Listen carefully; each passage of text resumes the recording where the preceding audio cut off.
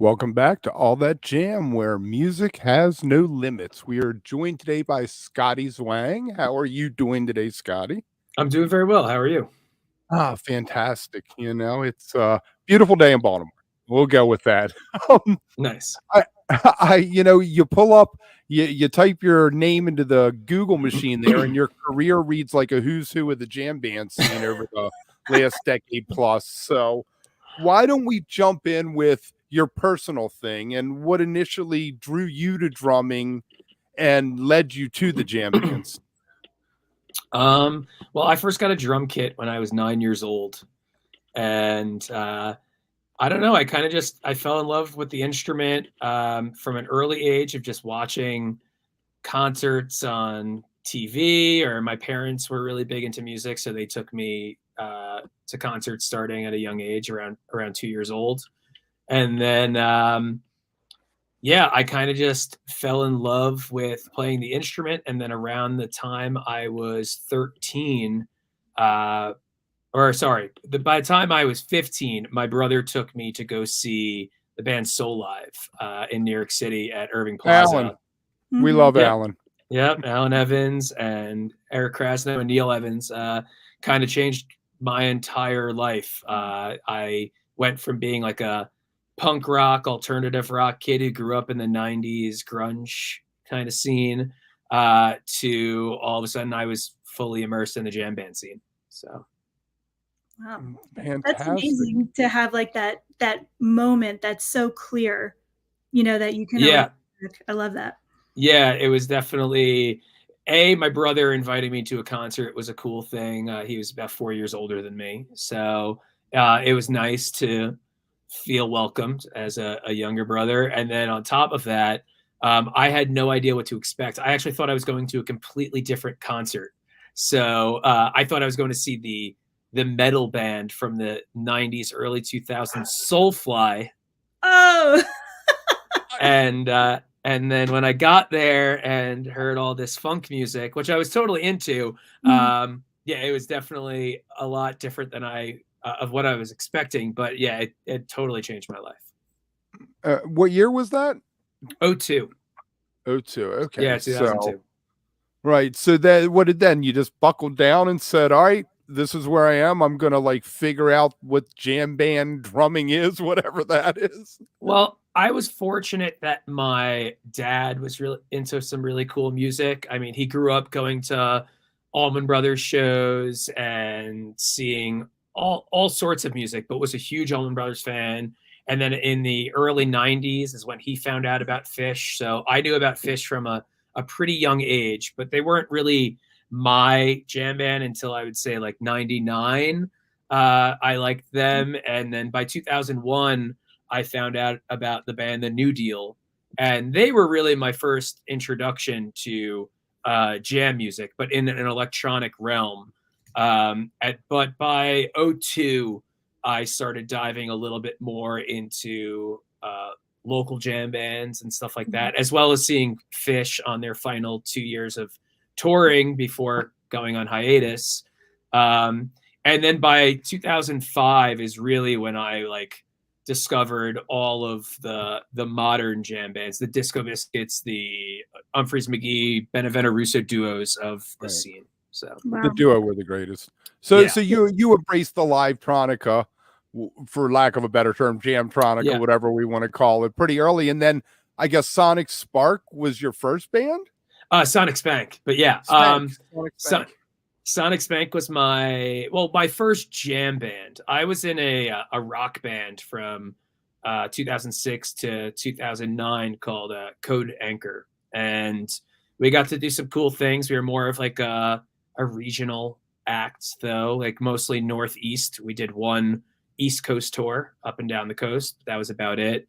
And then when that band broke up in 2009, I got a phone call. I was at Rothbury Music Festival that our guitarist was moving to LA and that we should figure out what we want to do. And my thought was, I'm a big jam band kid and I go to all these festivals and I travel all over the country seeing the Disco Biscuits and Humphreys McGee and anyone else really within that realm. maybe I should focus on doing this. And bands like Pretty Lights and Big Gigantic were kind of just starting. Mhm. And I thought, why be in an alternative rock band where like my roots come from when I can focus on the scene that, you know, I really hold near and dear to my heart, that I'm, you know, dedicating a lot of my time and effort to traveling and seeing anyway. Maybe I should get into that circuit. And that kind of just snowballed into me moving to Philadelphia and joining Sonic Spank and meeting the Disco Biscuits and the Lotus people. And yeah, it's kind of just been one stepping stone to the next in my career. But that's kind of where it all started for me. Yeah. So when you brought up the New Deal, just like Kevin said, you know, that amorphous kind of labeling that happens in the jam scene, which is one of the reasons why I love it so much, is because it sometimes is really hard to pin down exactly what you might describe a band as.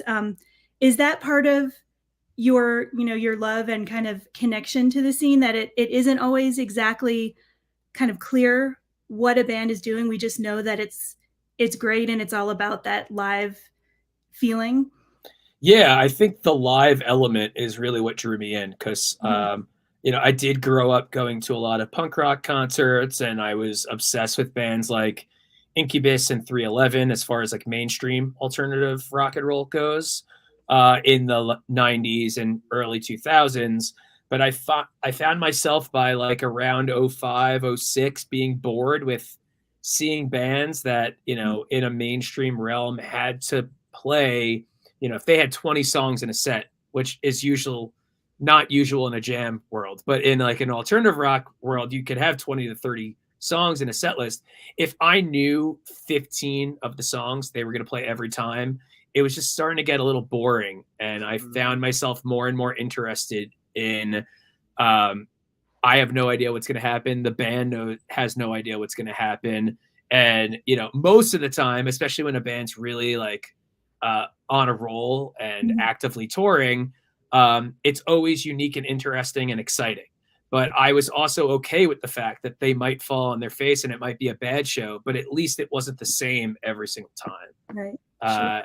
So that just became my world. By that point, I was heavily invested in just seeing jam bands for a while, and then focusing on my own career became a big focus by like around 2013 when I joined Dopapod, was kind of the big career switch for me. Yeah. I read, I forget which, that you said about Dopapod that when you joined Dopapod, you were basically playing what was there. How was it going from being in bands where you were creating all the beats and everything yourself to here's what we have, learn what we have? I mean, honestly, I was kind of used to it because the first band I was in, Code Anchor, had a main songwriter who was extremely talented and was already at like the forefront of composing using MIDI and like computer programs. So I would get a finished product essentially that I really liked, and then I would just go in the studio and make those really terrible, at least at the time they were really bad, MIDI drums into real drums. And then when I joined Sonic Spank, I was playing to a computer. So Dopapod, you know, in that realm, I was already kind of used to learning other people's drum parts. I've learned now, even, you know, 10 years after I had joined Dopapod, that's kind of my role in the scene, and why you see my name associated with so many bands is that when someone needs a drummer, I'm usually pretty quick to learn what's there already. How do you approach it? Like, do you just say, all right, this is the whole catalog, I'm going to learn everything? Or do you look at live stuff and say, I see that they play these 20 songs every 3 or 4 nights, they keep popping up? I think it depends on the situation. With Dopapod, I was fortunate that, you know, we were in the same circuit. Their band was definitely a little bit ahead of my band at the time, but we would run into each other a lot at festivals, and I got their new CD redivider, and it was just kind of living in my CD player, and all of their most difficult songs at the time were from that record. So it was already just like in loop. That's kind of the best way for me to learn music, when I know the band and I know their music already. and I've heard it a bunch, it already kind of like takes up a lot of real estate in my brain. And the hardest aspect is the arrangement. Then I just have to sit down and focus on like fine, minute details. But if I can know the arrangement in my head, then I'm like 90% there. Yeah. And I've seen some interview content from you from a while back where you talked about the importance of individual creativity in your work and how that maybe has grown over time. And part of what you do that makes, your style kind of personal. So I was curious, how does that fit in? Or I guess how has your approach changed over time as well when you're thinking about it that way? Well, when I left Dopapod, or more accurately, they brought back their original or their previous drummer, Fro Neil Evans. I kind of got into this realm in my head of like, am I good enough for this? What people would call imposter syndrome, that I kind of just like by chance landed in this role, and I didn't take any sort of credit for how I got there. And I had so much of a focus on being what the previous drummer was that moving forward, I said I was no longer going to do that. And for better or worse, I would be what I thought the music needed. And if that worked for the band, great. If it didn't, then it wasn't meant to be, rather than trying to fit this mold that already existed. And thankfully, I ran into Tom Hamilton, and he was talking about, starting a fresh project. And I still had this imposter syndrome mentality of how did I get here? But for about a year, I really tried to ignore it and just focus on the concept of just be myself and trust that from age 9 till at the time 30, whatever it was, that I practiced and got to this point on my own, and that I should trust that a little bit more. And thankfully it's worked out. I think getting out of my own head, destroying my ego that I had, a little bit helped in that, you need to go up there and suit what's best for the music, and trust that, the group of musicians on stage all have an equal trust and respect for each other to go into that. And with a band like Ghostlight, it helped that we were all willing to take chances with the understanding that we might fall on our face, but we wouldn't get to like magical, amazing musical moments without the understanding and acceptance that that's okay, that you don't really get there. So I think over that time period, it kind of changed for me. I still fell into this role of, like you were saying, like fitting the mold and playing music that was already established by people. And it took me a little while to finally get it. But by 2018, I felt, or 2019, I felt really, really comfortable in who I was as a musician, and to just trust that that was enough. It seemed like 2017 to 2016, 2017, when Dopapod was coming to an end, you hit Rack for a little bit. You might still, do you still play with Rack?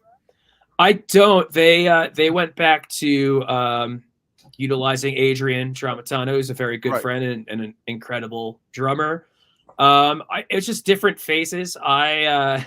When I joined Dopapod, Rack was getting back together, and Fro became the drummer of Rack. And then when Dopapod took Fro back, and I had been a really good friend with Stoops and Machete for years, it was kind of a no-brainer.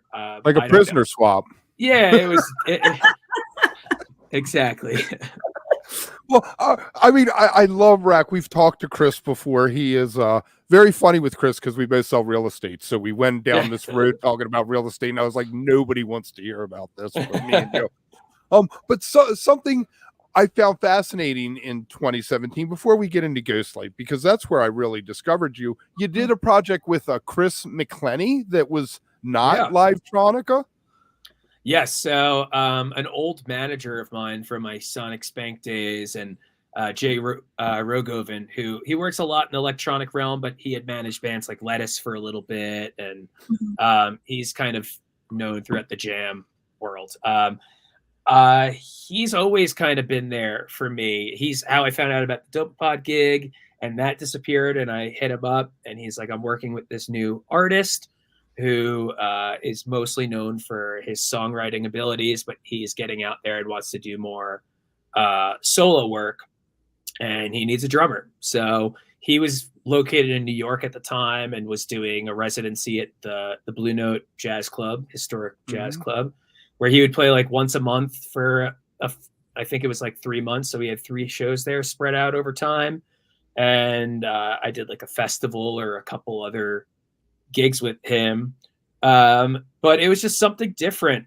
After it all, I kind of wanted to spread my wings a little bit and not leave the jam world, but I wanted to see what I could do as a working drummer, because at this point I started to realize that every 2 to 3 years I was finding myself in a new project, and that it's hard to grow a band in general, yet alone when you're in a new project every 2-3 years, when that's usually when a band starts to kind of hit their stride. So I figured I would do this thing. I really, really liked his music. And after the Blue Note residency, we did some shows where it was just me and him. It was him with live vocals and keyboard and a little bit of guitar, and me with live drums. And I would do all the playback stuff, like anything else that wasn't live coming from a computer running off of Ableton. And we got to do some cool things, but ultimately he moved to LA. He got some publishing deals with everyone runs off to LA on you. Yeah. He was writing for artists like Her, who's really big now, but he was doing this in the early days. And he wrote the song Location by the artist Khalid, which is also big artist in the R&B realm of things. And he wanted to pursue that a little bit more. And he offered me, the chance to work with him in LA, but I make a living playing shows, and he wanted to be in the studio and doing stuff, and maybe it would have led to something, maybe not. But, I also I just moved to Philly and was just starting to talk with not only Tom Hamilton about Ghostlight and what a new original band would look like, but I had also just rejoined for the 2 shows they had on the calendar, Conspirator, which was the Disco Biscuit side project with Chris Machetti on guitar as well. Yeah.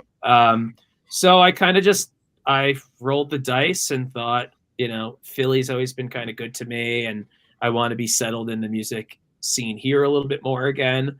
And thankfully it all kind of worked out. Right. Yeah. One of the first people Amanda and I interviewed for this show 18 months ago was Raina. Oh, nice. And, that I had took a deep dive into Ghostlight. I think Amanda and I both did, in anticipation of that. And so fantastic, so wholly original. Why don't you give us, you gave us a little bit, why don't you give us more of the story? How that happened? Yeah, I mean, I had subbed in for the last few American Baby shows, which was Tom's band, and how him and Raina met, and she had kind of joined that world a bit. After kind of just graduating from college and working on this record with Tom, and that band, as Tom had worded, it was starting to hit its phase where they were kind of fizzling out. And Tom had J-Rad and he had American Babies, and he thought, well, J-Rad is my cover band that is doing extremely well, but it doesn't really focus on original music, and American Babies focuses on original music, but it's sort of my thing, and I want to have a band dynamic again, where it's not just about one individual per se, and that we all kind of can come together and make a unique project. So that conversation started in about the summer, I want to say, of 2017.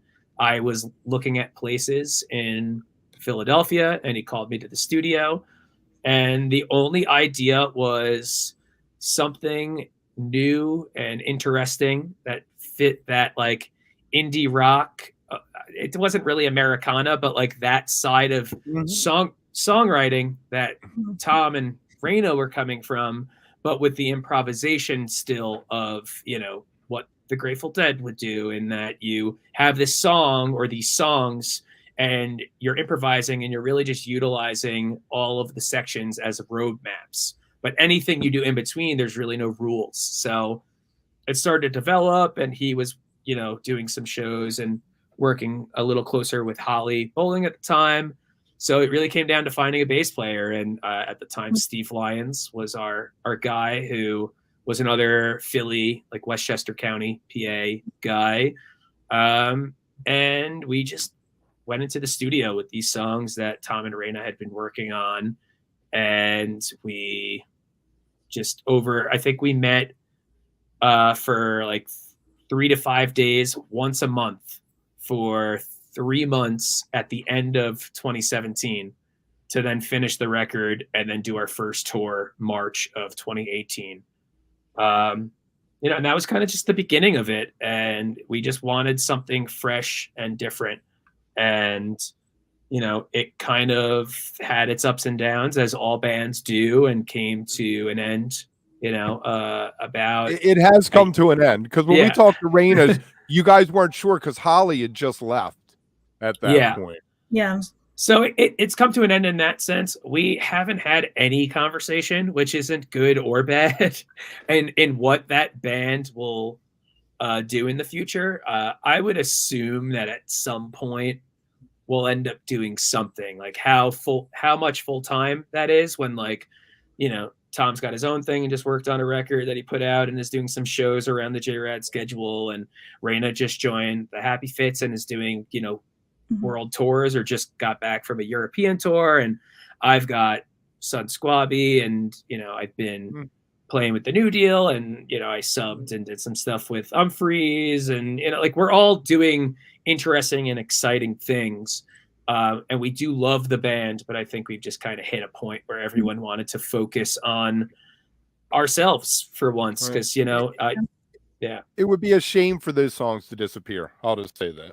Yeah, I don't think they will, but it's very much there's no set goal or anything scheduled for that project. So we'll see what happens. But I think it was just tough after we went through it. We changed 2 band members. We flipped bass players in the first 2 years we were a band. Then we hit a pandemic where everyone kind of just took a step back and had to kind of rebuild. And then we rebuild and do the thing, and then Holly, leaves, not only being a mother and dealing with that, but also, when you have opportunities to play with Phil Lesh or do a solo tour and make more money, or just or even just band dynamic stuff of, not everyone sees eye to eye, and you hit a point where you're like, is this really worth doing? No matter how great the music is, and no matter how much of a unique experience we all get to have on stage together and in the audience, sometimes things just kind of play their part, and you got to move forward. So we'll see. I'd like for the band to come back and do, even if it's just random festival things here or there, but there's a lot. Do that like goes God Street, God Street Wine now every year they play 3 or 4 shows. Yeah, they exactly. sell them out, Yeah, especially in those markets, because I come from New York originally, and actually, speaking of my intro to jam bands and going back a little bit, my brother and his friends were going to the Wetlands in 2001 for God Street Wine's last show, or last shows even there, before the venue was closing. And then obviously we now know the history of it closing early because of 9/11. But that was kind of also my interest. So it's funny you mentioned God Street Wine, because they released a new song today about the governor of South Dakota. Yeah, about the governor of South Dakota call, "I'm going to shoot my puppy." Well, I'll have to check it out. I was always a big fan of $1.99 Romances. One of the best. One of the best. So it sounds like kind of the situation that you found yourself in, and I want to talk about SunSquabi too, but where you have all these different configurations, it sounds like it gives you a lot of affordances, whether it's flexibility, like you said, the chance to do the things that you really want to do. Have you kind of landed there to where, this is like the right kind of work for you, right? Where you kind of can divide up your time, or maybe not be committed to one band full time, or would you like that? What do you think of them? Well, with SunSquabi now, I kind of have found myself more in a home. Well, I am with them full time, so in that sense, but in the in just the comfort of having a family and being in a band in that sense, I do feel very welcome. It's a really good environment. I really like the dynamic between everyone and the freedom that we all have to be creative. What I do also like about it is that it provides a good amount of stability, but also from a, playing shows and being creative, but also from a financial standpoint where I can focus on other things because it also provides a lot of time for me to do that because we kind of sit in the like 80, maybe 100 shows would be max a year. And with travel, you can call it 150 days a year.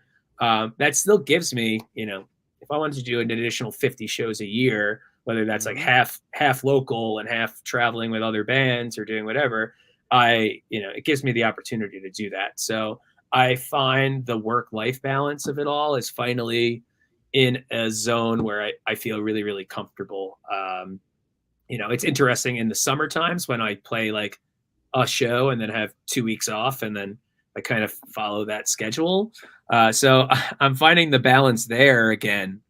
But otherwise, yeah, all in all, I think I'm in a really happy place with my career. And, I just want to see it go to the next level. Yeah. Plus you're with, Josh, so I live in Denver and Josh is so well known outside of Denver too, but especially here for all of the production work he does. I mean, he's so much a part of the scene. So I would imagine that having that kind of creative energy in a bandmate too, who's doing his own projects has got to be pretty fun.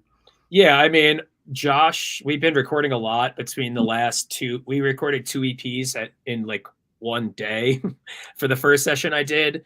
And then we've been adding some songs here with more plans of going to the studio. And the drum sound that he got for me is, the happiest maybe I've ever been with drums in the studio. And it took him no time. So it's nice to have bandmates that are not only super solid musicians, great producers, whether it's Kevin from a electronic production standpoint of things or Josh from like he's like a master at the Neve console, where this is also one of my favorite things in the world is like experimenting and messing around in the studio. And especially with a console like a Neve console where there's just so much history, where some of my favorite bands, from the old Fleetwood Mac stuff and all those LA sessions to that same board being purchased by Dave Grohl and being in the Foo Fighters studio. And he's my like all-time favorite human being. So it's cool to be in that realm where like I get to go into this really professional studio and have a bandmate who really knows what he's doing and sits down and can achieve that tone almost immediately. So, are you recording to analog directly, or are you still going to digital? It goes digital, so it's all analog gear, but we're not recording to tape. It all goes through. You don't want to splice tape for 6 hours at a time? Maybe one day, but also Josh just got finished recording the last Motet record, or the next one that's coming out, and they did it to tape. And I find that when engineers and producers do a record on tape, they like avoid it like the plague for the next few records if possible. So is the Motet what prompted you being in Denver now? No, not necessarily. I almost moved to Denver in 2013, 14 time period when like the green rush, if you will, was happening out here, and real estate was still not that bad, or you could rent for like a somewhat reasonable price, especially coming as long as it wasn't Boulder. Yeah, Boulder exactly. was never Boulder, yeah. Special. They're special over there. and then I got Dopapod, and I had to kind of stay in the Northeast area. And then by the time I was able to move out and like felt like it was the right time, and like 2015, 16, the bubble had already burst, and it just wasn't time. And then after just living in the Northeast my whole life, I decided that moving to Denver was finally a good move. And it's funny because I moved here, and one of the first people I ran into was Josh, my bass player, Josh Fairman. And he was talking about some things that were happening in the SunSquabi world, and how, their drummer not just, but had a baby and had a couple businesses and a lot of things that were happening that made, growing the band post-pandemic, a little difficult, not only in what the schedule will allow, but also how difficult it was for Chris, the previous drummer, to go on the road for weeks at a time and be away from, his 1-year-old or now maybe 2-year-old. So it was funny because I didn't think about it, but even then, my girlfriend too, who lived out here before and actually used to live next to the Bluebird Theater, where SunSquabi would rehearse a lot and do shows. She was kind of like, you should be in SunSquabi or something. Like, they have a drummer and they're already established, but I should be in a band like SunSquabi again. And it would be nice now that I'm in Denver, where live electronic music is kind of like, it's sort of the birthplace for our scene.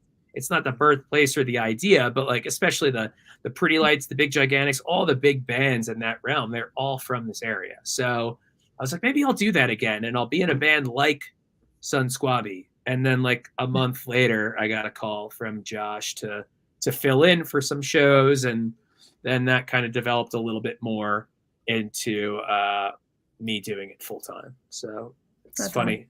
It's funny how those things work out sometimes. It definitely is timing, right? Yeah. But you're right about, that comment about maybe being kind of like the cradle, right, of the Jamtronica electronic. Yeah. I mean, there's so much happening. And one thing that consistently fascinates me when we talk to bands is how they're able to utilize all the various technologies that are out there, but in a way that feels very personal and human. And that's something that's been debated since, the first synth was rolled out, is how can machines help us to make music in a better way, but still have it feel alive, that it has this energy. And how do you all manage that? Like, is it just something that comes naturally as you kind of enter in a new project, or like, how do you make those choices? I think it's kind of reverse engineering in a sense. It's taking that concept of electronic music, which is like, everything's on a grid or connected in some sort of way, and you're sitting there for a while. It's very meticulous in getting everything perfect. Mm-hmm. And I feel like whether it's probably a little more organic with Kevin and how he writes music for the band. I know for me, it's a little bit more organic, or at least the starting pieces of it are. But then you kind of develop a song or a rough arrangement and do that. And then that's when like the reverse engineering of it, that you like take the human element or performing it live, where like it's not exactly the same every time, or maybe there are aspects of the grid that exist. I play on top of, at the very least, loops of percussion stuff that are happening, if not like actual electronic kick and snare still happening. And it's just the layering of my instrument and real cymbals that kind of bring it to life more. But I think it's just that mixture, in the same way that if you get 4 different people with live instruments playing, it's going to create something unique because it comes from 4 different individuals who learned everything differently or have different thoughts happening in their brain, and just managing to come together, using their ears to listen to one another. And I think the computer's no different from that, and especially synthesizers and things that still have analog aspects to them, or that you're playing and manipulating live, is that you're taking that human expression, even if it's as simple as turning a knob, how fast you do it, or where you stop and open up a filter, or open it up more. I think that helps. And then when you take live guitar, keyboard, and bass and drums on top of that, there is a little bit more of an organic aspect to it than just your traditional electronic music. And it's that concept that I think comes like pretty directly out of Colorado, and maybe even more specifically Denver. So almost balancing structure and spontaneity at the same at the same time. Exactly. Your improvisation. You want to, let's dig into some more with improvisation. How do you approach it? What is your mindset? I tend to approach it with no mindset. The second I start thinking about anything, the less pure it feels. Even at the most basic level, that you shouldn't really go into a jam with any sort of like expectations. I would say intention is still important of like what you're trying to achieve as a group, but there's not a specific aspect to that. It's just the overall vibe of it all. Like maybe you're like, we're going to drop into something a little bit more chill here. But to have like once you start having specific rules, I think those things start to go out of the window, or it becomes generic, which I think is a problem with like a lot of bands. I think in your early years of development, it's great to show where your influence comes from. Mm-hmm. But I think when you, at a certain point, getting away from that and developing some of your own sound is, to me at least, what makes our scene so important and original more than anything else. Is that we take really big chances that go into all realms of not even just the music, but the business of music in general. I mean, you look at the creative things that the Grateful Dead did, or the Beatles or Rolling Stones or anyone had to do based on their environment. And they're now like, it's the industry standard of how we do things, whether that goes from like the Rolling Stones putting up barricades and having to separate the fan base from doing crazy things, and how security is set up at concerts moving forward, how a band like the Grateful Dead can market themselves or merchandise. And you look at bands that don't even listen to the Grateful Dead, and they don't even realize that like that concept of their business model came directly out of something that they did in 1985, you know, or whatever it is. So it's kind of cool in that realm. I remember back in the 80s and 90s when I was cutting my teeth going to see shows as a teenager and a young 20-year-old. There used to be seats on the floor everywhere, and that, except Hampton, and that stemmed from The Who back in the early 80s, that WKRP episode, you know, that's famous for, you know, I mean, and it took that long for the industry to change from the 80s until, I guess, the mid 2000s, you know, 2010s maybe is when it all became floor, you know, general admission on the floor again, I guess. So yeah, like it's those concepts of like taking chances and seeing where things go that I'm interested in, because you never know what that's going to lead. It might change everything on an individual level or on like a grand scale, like we're talking about with like how seating is at concerts now. You know, even during the pandemic, there was a minute where I did a few of the bubble shows where it was like you had 4 to 8 people from an area and everyone had to be in their area. I kind of liked it because I didn't have to be bothered by the drunk guy next to me who keeps bumping into me, or the 2 people having a conversation. The really chompers. You can say chompers on the show. There you go. You know, it's just the concept of people spending a lot of money to go to a concert and then not even really listening to it was, I felt, got solved a little bit. It was like maybe the only thing in the pandemic that was good and that people realized. Unfortunately, when concerts came back full, I think everyone wanted to talk again because they hadn't seen their friends in so long. But, you know, little thing, you never know where things are to go. That was one of those things that I was like, maybe even when things open up again, people are still going to be like, let's do drive-in concerts. Why haven't we been doing this whole time? You know? How did you spend your COVID? How did you spend your quarantine? I made major changes in my personal life, as well as the fact that my career was on hold. So it was pretty crazy in the very beginning. By the fall, my friends had just bought a house on a big piece of property in like kind of the farmland area of central Connecticut, like Wallingford, between New Haven and Hartford.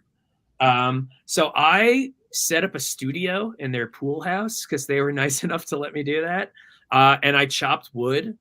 And if I'm being completely honest, I ate some mushrooms and and meditated a lot.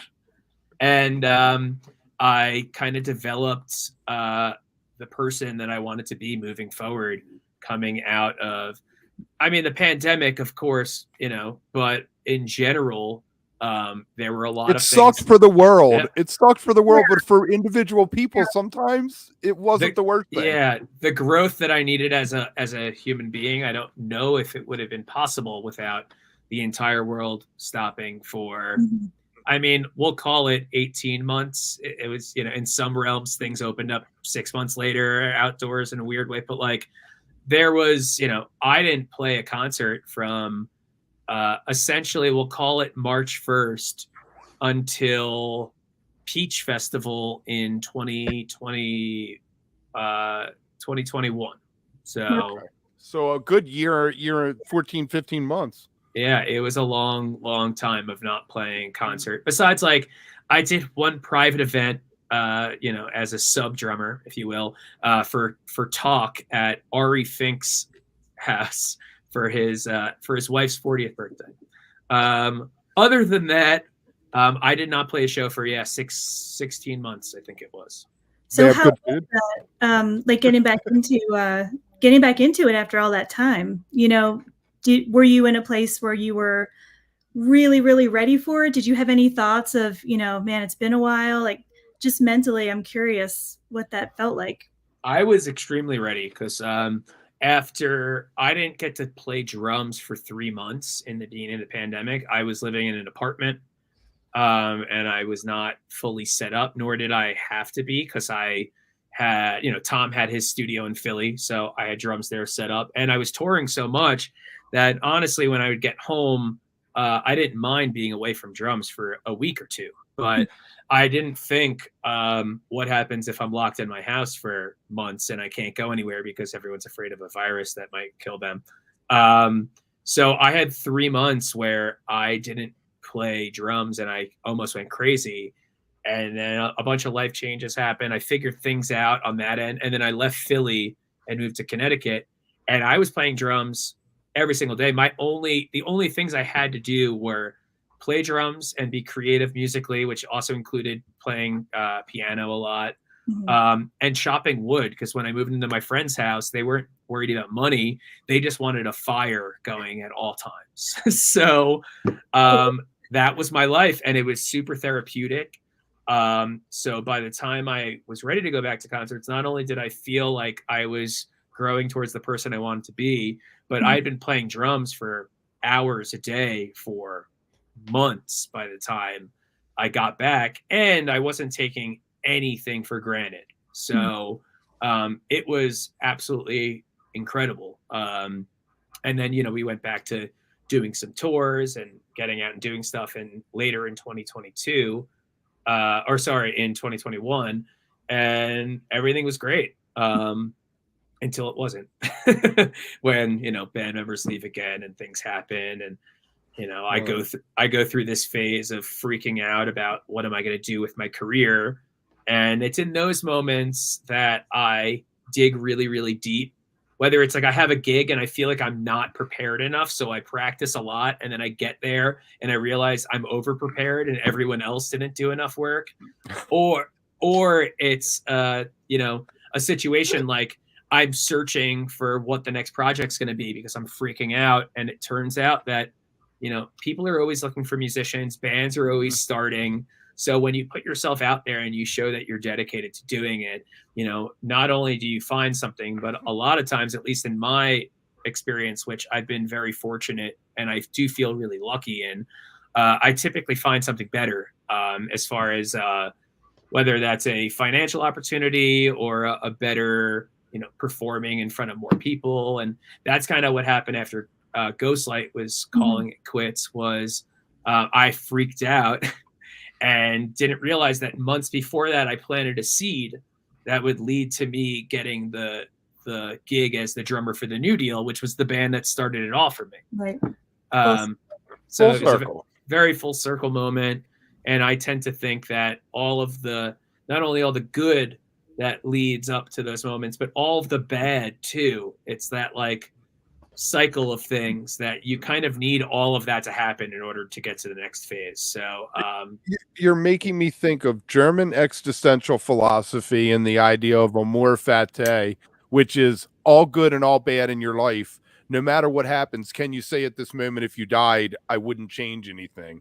yeah. And then the chop wood thing, there's a Zen maxim: chop wood, carry water. Do the simple things right, everything will follow. Yeah. I mean, at the end of the day, survival is really the only thing that matters. However you do that is fine. But the basics of that my grandfather always instilled in my father and then me was that the only thing that really matters is food, clothing, and shelter. And if you can have a little bit of cash or money in your pocket, then you're doing fine, you know? So I try to focus on the little things and not let the hugeness of the world kind of swallow me up, because I mean, at the end of the day, we are floating on a massive molten lava rock that's flying through the universe at whatever sort of speed. Yeah. So it all doesn't really matter in the grand scheme of things. So I'm just trying to enjoy myself and put out as much positivity while doing so. Nice. So what do you have coming up in terms of events? I saw something about a fundraiser, I think, happening in about a month. I wanted to ask you about. Well, we just did a fundraiser. There might be another one that I don't know. SunSquabi, thankfully, because this is something I'm also very passionate about, has always been really involved in giving back to the music community and especially schools, which has always been a passion of mine. The fact that, unfortunately, in schools, one of the first programs to be cut are the arts and especially music. And we work with a program based out of Colorado here at Oscar Blues Brewery does called, I hope I'm not messing this up, I believe it's called Canned Aid. And then they have programs through that. So what we just did last week was this time around we worked with a sponsor who put up the money. But typically SunSquabi, when we go on tour, will donate $1 of every ticket to this fund, and then with that money we will donate instruments to schools around the country depending on where they need it. So it's not just Colorado. They've done it at schools in California and wherever they might be while they're on the road. But here in Denver, we just donated 20 trumpets and 20 violins to a bilingual school in the north end of Denver that has a mariachi program. So we went, and then you're going to have them come sit in with you, right? All 20 exactly. Yeah. So we go there. We have a little conversation about the importance of music in your life, what that can do for you on a personal level, as well as the things that it's been gifted us to be able to travel around the world and play music and experience all of these different things. So we kind of talk a little bit about that, and then we perform for them. And then this was the first time ever that the school actually performed for us. So they performed a song that they were working on. And then a lot of these kids, because it's a grade school, they never get to play some of these instruments. So some of them were fascinated in the drums and what they sound like and what it was like to play it. The kids that played acoustic guitar had never picked up an electric guitar. So Kevin lets them use his extremely heavy 1 of 2 custom Les Paul guitars, and they get to experience that. And you never know where that might lead. You know, I've taught students when I was younger that I didn't think anything of it, you know, while I was working at School of Rock or various ones all over the country. And then some of them go on to play with like crazy prog rock musicians or play with, you know, I'm fairly positive one of my students, I can't be 100% sure, is now playing with that band Boy Genius. Oh, yeah, I'm fairly sure I taught this girl Madden when she was a kid, and then she grew up and went to Berkeley, and now she gets to play with all these cool people over the world. And you never know what that will do. Like, I don't know if the kid who played Kevin's electric guitar might go on to be the next, you know, Jimmy Page. You know, you don't really ever know. And I think it's important, not only because a world without the arts is a world I don't really want to live in, and I'm afraid to see what that would look like. But also it did so much for me that I would love to give back in any sort of way and share my experience in that. So that's another positive thing about being in a band like SunSquabi now, is that it really does kind of fulfill a lot of things, not just me personally getting to play music around the country. Yeah. You said you guys were in the studio? Yeah, so we were in the studio at the end of last year. We recorded about 7 songs and a few jams that will probably turn into a song or two. And then I just went back in like maybe a month ago to record 2 other songs that we have been working on, and we have a lot more to continue to work on, with the idea of, we just put out this EP. We're about to put out another EP, and we've been like putting out remixes from various artists in the scene from that last EP. But we're going to put out and work on another full-length record that at some point next year, I'm going to assume maybe later in the year, but hopefully by next year we'll have a full-length album out. So the songs weren't road tested beforehand? You go in the studio and write them in the studio and then play them live after? Some of them are road tested, but most of them aren't. Like actually, a couple of the songs that I recorded in the studio, I never road tested before, but the band had previously. In fact, one of the songs I realized as I was reviewing for the tour and before going in the studio, the band had played like last year, I want to say at Sacred Rose Festival, maybe in Chicago. And they did it with Kanika Moore singing vocals, which we don't even have vocals in the song. So it's interesting to see how things come together in that sense. But typically, because of the computer aspect of things, we tend to mess around in the studio with them and develop it and then do it live. But sometimes some of these songs are turned, become songs out of a jam that we did, live at whatever show. So it's kind of mixed match. It's not, one specific way of doing things. Right. So how was last weekend? Last weekend I was about to call it summer camp, but at Soulshine. Yes. I guess you got to play with them. I saw that you came out. You did a set last year, I guess, with them when Chris Myers was getting his Chris Myers surgery, and you got to sit in the other night. So how was that?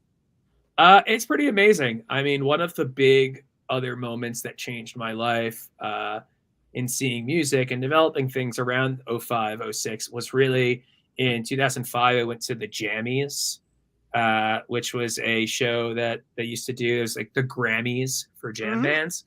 I went one year. Yeah. Got my Jammies poster back there from 02.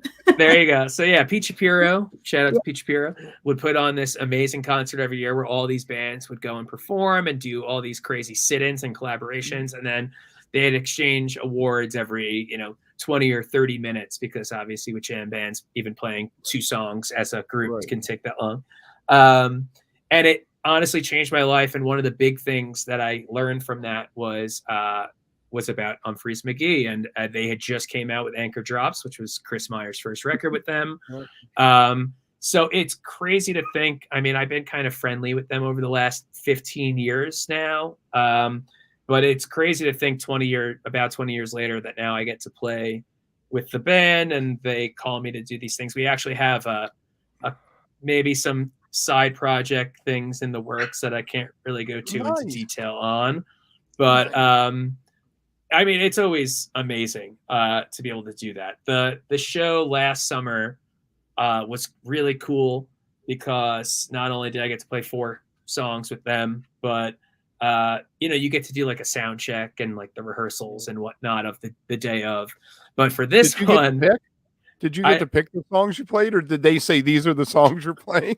I picked the songs, but I sent them a list of songs, and being a fan, I based the list of songs off of songs that no other sub drummer had played, because there was a lot of songs I wanted to play, but I was like, oh, they already did it, or they kind of had. You can't say Plunger. You can't say Plunger because everyone wants to play Plunger, is what Ryan told us. or it had already been played, and I thought from a fan perspective that, and maybe as a band perspective too, that it would be cool for them if they got to play stuff that they hadn't touched in the last month or whatever it was since Chris had his surgery.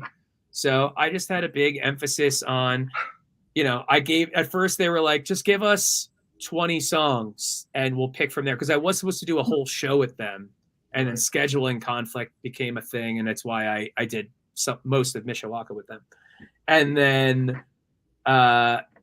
it just became this thing where I couldn't pick 20 songs. So I sent them like 35 or something. And then we kind of whittled it down from there. And the first time I saw them at the Jammies, they played with Huey Lewis. So I was like, I'll do Women, Wine, and Song with them, and we'll do a Huey Lewis in the News song. So that's kind of how that all came together. And then this time around, they were like, well, we want you to do Jajunk and Hurt Birdbath again. But they're very difficult songs, especially Jajunk, which has a lot of double bass drum stuff. And I hadn't been playing double bass drum, on top of the fact that now I'm going to have Chris Myers standing side stage. He's not even like recovering from surgery at home in Nashville. Taking notes. He's judging over there. Funny faces at you? No. They're all very sweet. They had very kind things to say about me and the sit-ins and the song choices. So ultimately I said, I'll do Hurt Birdbath again, which is also extremely difficult, but not as much double bass. And then we picked a cover, and they sent me a list of all the covers that they had talked about doing throughout the weekend. And we landed on Kid Charlemagne. I'm a big Steely Dan fan. So there you go. Love Steely Dan myself. But there was no rehearsal for it. So, I kind of get in my head, making sure I know all this stuff, because, I don't get to sit down on Chris's drum set and feel what it feels like. I don't get to review the one challenging part with the band backstage before going on stage. It's all happening live. So Of course it feels a little weird at first on the drum kit. Of course I mess up a part, but everyone is, those guys are cool. It's a very personal thing, the way you set your drums up, I guess. Yeah. Especially me. I'm slightly OCD. So if something's off by like a half an inch, it throws me off. What's going on? I love it. Oh, so where are we going to see you live? Where can someone, if they want to come see you over the next couple months this summer, where are they going to go? Well, SunSquabi has some local-ish shows, if you will, coming up. We have actually, let me pull up this calendar here so I don't get the exact dates wrong. But we're doing a town event for the town of Frisco in Colorado, so not too far from here in Denver, on June 6th. And then the following week on June 14th, we're doing Mishawaka, which should be a lot of fun. I've only done the Humphrey sit-in there, and that was the only time I've ever been there, but I've been hearing about the venue for 20 years or something like that. So I'm excited to have my own show there and do the thing. Yeah. And then, we have a bit of time off. We're going to focus on writing and working on some stuff. And I might go see Dead & Co. at the Sphere July 4th. And then by the end of July, we're back full-time into festival stuff. So we're kind of all over the country, July through September. At the end of September, we play with Big Gigantic at Rowdy Town and at Red Rocks, which will be a lot of fun. And then we have a big fall tour planned. Nothing announced yet, but we're working out the details on that. What is it like walking on stage and playing Red Rocks? Well, I've only done it once. I played with Dopapod there in 2015, opening for String Cheese Incident. We were extremely tired after we were in the middle of a summer tour. So we had been on the road for weeks and weeks, and then we also played a bunch of mountain towns. And when you have a 10,000-pound trailer towing behind you, it usually takes about twice as long to get everywhere. So we were very tired getting up on stage. On top of the fact that it's kind of like you're here and there's just 9,000 plus people right in front of your face because of how the amphitheater is shaped and just goes straight up. So it's a little intimidating, especially during the daytime. when you can see everything, you know. So it's but it's, you know, an experience that I feel extremely grateful to do. I mean, it's the only venue I've ever played that the Beatles have played at. So, nice. You know, there's not every day you get to do that. But I'm excited to be back there, especially with bands like the Floozies that are really close friends of ours. We've shared a lot of the same crew over the years. And then Big Gigantic, one of the first big bands I got to open up for in about, I want to say 2011 with my band Sonic Spank. We did like 2 weeks of touring with Big Gigantic as they were just starting to sell out clubs. So it's going to be cool to be playing with them for the first time again in 12, 13 years, but at Red Rocks. That's so amazing. You've really been able to do a lot. I was going to say, I thought Amanda might need to pop out on us, but... Yeah, if you all are going to be hanging out, I'm so sorry. I've got some stuff for my day job. Oh, it's okay. I totally get it. But yeah, I really appreciate you joining us, and I'm excited to see you all for sure at some of these local shows. Well, the pleasure's all mine, and let me know what you want to come out to, and I'll get you squared away. Well, thank you so much, and just appreciate you sharing with us today. And you guys have a good rest of your conversation. We'll talk soon, Amanda. All right, thank you. My pleasure. Bye. Bye. I mean, what we were I was going to wrap up anyway because I told you 45 minutes and we've pushed past an hour. But I wanted to give you a chance. Anything else you wanted to throw out before we wrap it up? No, that's really it. I just, you know, I'm grateful to be out and playing a bunch of shows again, and you know, they're scattered all over. So just, I hope to see everyone out. We've got some really cool and interesting new music, and we're in a really big creative phase right now. So there'll be that much more new music to come, especially on SunSquabi tour. And there are some things in the works that I wish I could talk about with some other side project things, but hopefully in the next month, they'll be squared away and you'll see some really cool announcements coming out. Ed, if you want to come back on and even talk for 15 minutes about something, you know, you're always welcome. I so appreciate you coming on. Well, thank you. I appreciate you. And everybody watching, please like, subscribe.